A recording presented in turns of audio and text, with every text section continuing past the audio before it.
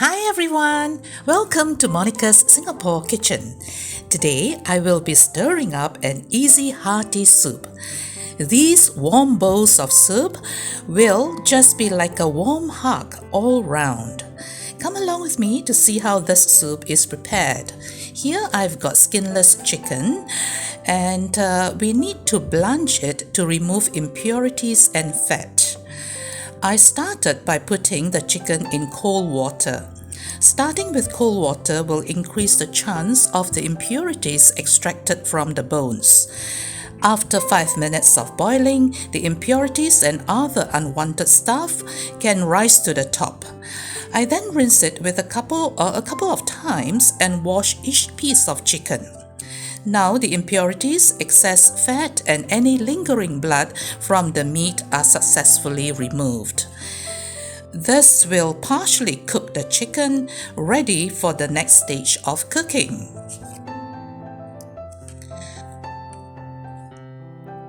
So we put the chicken into a big pot, add the other ingredients like for example sweet corns and carrots.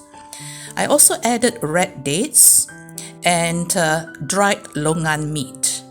So all these require more time for cooking. So I also added 1.5 liters of water and 1 liter of cooking broth. So pour all these liquid in, spread the ingredients out. So the plan is to boil it over medium flame for 30 minutes. So after 30 minutes, it looks something like this. So now it's time to add the pumpkin. I added the pumpkin last as pumpkins need a shorter time to cook. I also cut the pumpkins in big chunks as you can see, as this is a hearty soup and I want them to hold its shape. You also notice that I left the skin on as this will prevent the pumpkin from disintegrating while it is cooking. So now we want to cook it for another 10 minutes. So then our pumpkin will be nice and soft and not mushy. So cover and cook over medium flame for 10 minutes. So after 10 minutes, all our ingredients are cooked now. So we add a bit of salt.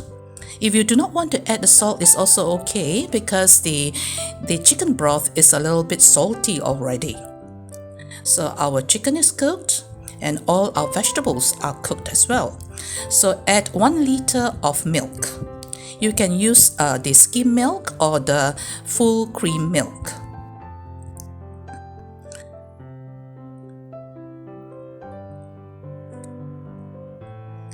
So it's time for us to add our last ingredient, which is the goji berries. I added this at the last minute as I do not want my berries to be mushy.